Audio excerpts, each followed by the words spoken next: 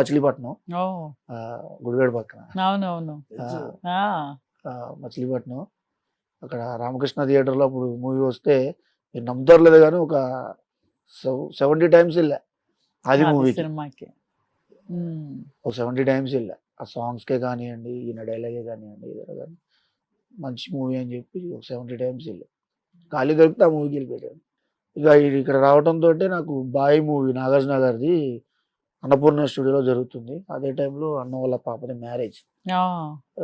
అంటే full time shootings చేస్తే నాకు ఆఫ్టర్ మ్యారేజ్ తర్వాత ఆ అమౌంట్ అడ్జస్ట్ అవుతలేదు.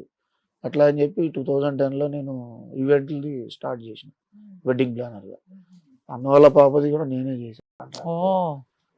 నాకు కూడా అప్పుడు నా గురించి ఏమి ఎంక్వైరీ చేయకుండా అడ్వాన్స్ కూడా అమ్మటనే అదే అన్నపూర్ణ స్టూడియోలో పిలిపించి ఈ పెట్టుకో, పెళ్ళిది ముందు దగ్గర పడుతుందనగా ఇంకా మీకు రిమెంబర్ నేను క్లియర్ చేస్తానని 5,000 ఎక్కువే ఇచ్చిండు టోటల్ కాంట్రాక్ట్ మీద. అప్పుడు ఎవరు ఇయ్యరు అట్లా. 5,000 ఎక్కువ ఇస్తే నేను కూడా మా స్టాఫ్ ని పిలిచి అన్న ఇస్తూ తీసుకురా అని చెప్పి అన్న చేతుల మీదుగా ఇప్పించి. ఏంటంటే ఈయన చాలా మందికి సహాయం చేసాను. ఇవాళ ఎవరు ఆయన గుమ్మం దొక్కుతలేరు. నా కళ్ళతో నేను చూసా. 4 రోజులు తిరుగుతుండో నా బ్లడ్ రిలేషన్ కాదు మేడం, అయినా కూడా నేను అంతకంటే ఎక్కువగా లవ్ చేస్తా ఈయనని. చాలా మంది అరే నీ సొంతమన్న ఫిష్ వెంకట్ అది నువ్వు అట్లా రామరెడ్డి లాగా అది ఇది అని అంటే చేస్తున్న అవకాశం ఎట్లా వస్తుందో ఎవరూ చెప్పలేము. అది వచ్చినప్పుడు అన్న స్థాయికి నేను కూడా వెళ్తాను ఒక నమ్మకంతో. అన్నను కూడా ఏ రోజు నేను అన్న నాకు ఈ అవకాశం ఇప్పియండి, నాకు ఈ రికమెండేషన్ చేయండి అని అడగలే. ఆయన ఎంత కష్టపడి వచ్చిందో నాకు తెలుసు, ఎంత రికమెండేషన్ నుంచి వచ్చిందో కూడా తెలుసు. అది నేను కూడా అలానే వెళ్ళాలి అనే ఉద్దేశంతో అన్నతోటి చాలా సినిమాలు చేసిన. అభిమానంతో ఈ రోజు ఆయన బాగుండాలని మీరు కోరుకున్నారు. బాగుండాలి.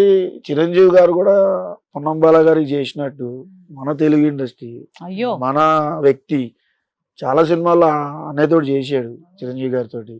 కొంచెం చిరంజీవి గారు కొంచెం ఆయన మీద ఒకసారి చూస్తే యాక్చువల్లీ మళ్ళీ వెండితెర మీద మళ్ళీ అందరినీ నవ్విస్తాడు. ఆ నమ్మకం ఉంది నాకు. తప్పకుండా చిరంజీవి గారికి తెలియజేసే బాధ్యత మీరు కూడా తీసుకోవాలి. తప్పకుండా. ఈ రోజు ఎలాగూ మీరు చేయి పట్టుకొని ముందుకు తీసుకొచ్చారు, అది ఊరికే పోదు.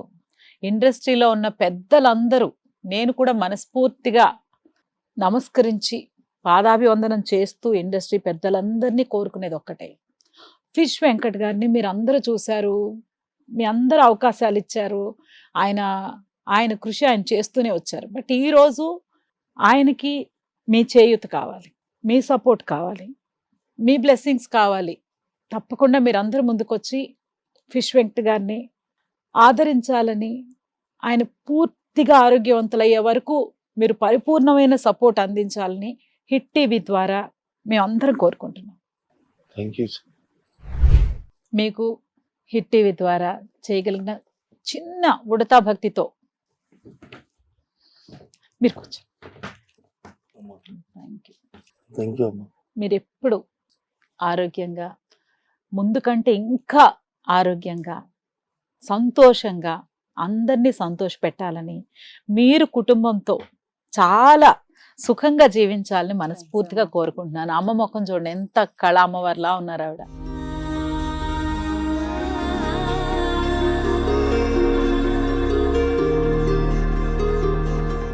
ఆవిడ సంతోషంగా ఉండాలంటే మీరు ఆరోగ్యంగా ఉండాలి. మీరు ఆత్మాభిమానం బయట కానీ మన ఇండస్ట్రీలో మీరు పెట్టుకోవద్దు. మన కుటుంబం అది. మనం కష్టపడి పని చేసామంటే మన అన్ననో తమ్ముడినో అక్కనో చెల్లినో అడగడంలో తప్పు లేదు. వాళ్ళు సహాయం చేస్తే సహాయం అనుకోకండి మీరు. వాళ్ళ బాధ్యత, మిమ్మల్ని కాపాడుకోవాల్సిన బాధ్యత మన సినిమాది, మన కళామ తల్లిది. వాళ్ళందరూ మీకు సపోర్ట్ చేస్తారని, చెయ్యాలని కూడా కోరుకుంటున్నాను. ఆ సపోర్ట్ మీరు మనసులో ఎలాంటి ఇబ్బంది పెట్టుకోకుండా స్వీకరించండి. తప్పకుండా.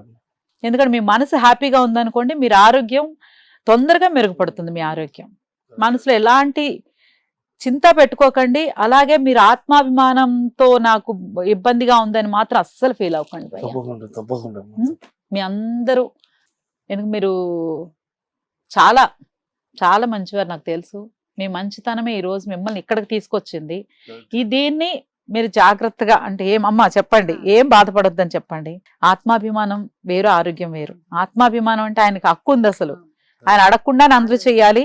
బట్ మీరు చెప్పలేదు కాబట్టి లేట్ అయింది. 4.5 సంవత్సరాలు పోయింది, ఏం పర్లేదు.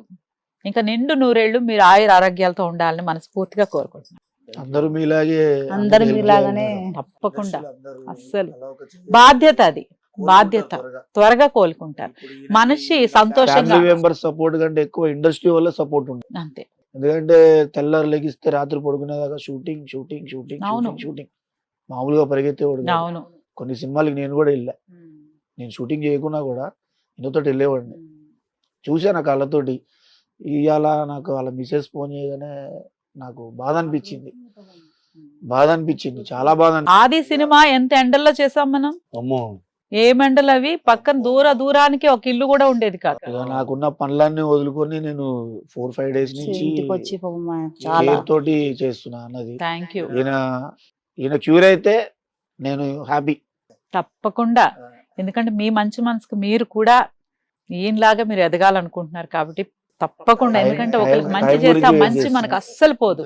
కొంచెం లేట్ అవుతుందేమో కానీ తప్పకుండా మనకి ఆ మంచి ఫలితాలు అయితే వచ్చేస్తాయి. Thank you so much. Fish Venkat గారికి ఇలా పరిస్థితి ఉందని తెలియగానే ముందుకొచ్చి సహాయం చేయడానికి సేంద్రియ would pressed oils, pickles and spices నుంచి షాకిర్ గారు వచ్చారు. Please welcome. చూడండి, మీ మీద అభిమానంతో సేంద్రియ నుంచి వచ్చారు. మీది చిన్నప్పటి నుంచి మీ వీడియోస్ అదే మూవీస్ లో చూడడం, మీ కామెడీ టైమింగ్ అదంతా చాలా బాగుంటది. ఇంత బాధాకరమైన విషయంలో మేము మా వంతు సాయం సేంద్రియ వుడ్ ప్రెస్డ్ ఆయిల్స్ నుంచి మా వంతు సాయం sir. Thank you sir. Thank you. Thank you so much. Thank you. చూసారు కదా, ఫిష్ వెంకట్ గారి ఈ పరిస్థితిలో ఉన్నారు. అందరి సహాయం ఆయనకి అందాలని, అందరి బ్లెస్సింగ్స్ అందాలని మనస్ఫూర్తిగా కోరుకుంటున్నాను. మీలో ఎందరూ అంటే చిన్న సహాయం అనుకోకుండా అందరూ సపోర్ట్ చేయాలని, ఆయన పరిపూర్ణంగా ఆరోగ్యవంతులు కావడానికి మనందరం సహకరించాలని కోరుకుంటున్నాను. స్క్రీన్ పైన నంబర్స్ అన్ని స్క్రోల్ అవుతున్నాయి అండ్ డిస్క్రిప్షన్లో కూడా నంబర్స్ అండ్ లింక్స్ ఉన్నాయి. ప్లీజ్ మీ సపోర్ట్ మా అందరికీ కావాలి, ఆయనకు ముఖ్యంగా కావాలి. Thank you so much.